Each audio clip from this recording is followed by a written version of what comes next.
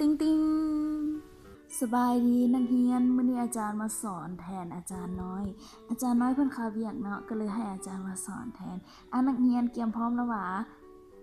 ถ้าพร้อมแล้วเอาปื้มมาวิกออกมาหมายบทเรียนไปจดฮะหาก็เข้ามานี่ได้อธิบายก็ยังบ่ได้อธิบายสิให้จดบทเรียนแล้วหวาเว้าเบาๆเดี๋ยวอาจารย์ได้ยิน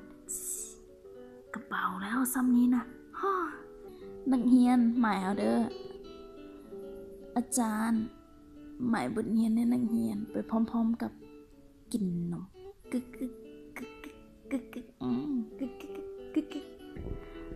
แล้วความเศร้าก็เกิดขึ้นเมื่อนักเรียนผู้ที่ขี้ดื้อไม่อาเบิงบทเรียนของอาจารย์แต่ก็บ่ทันระมัดระวังแปะเฮ้ยสวยแล้วนี่มันนมของอาจารย์น่ะเฮ้ยนมกานมอีก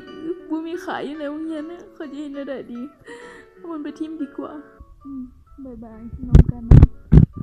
พออาจารย์เข้ามาในหัวของอาจารย์นั้นก็เต็มไปด้วยคำถามอาจารย์เบิ่งบ่เห็นนมแล้ว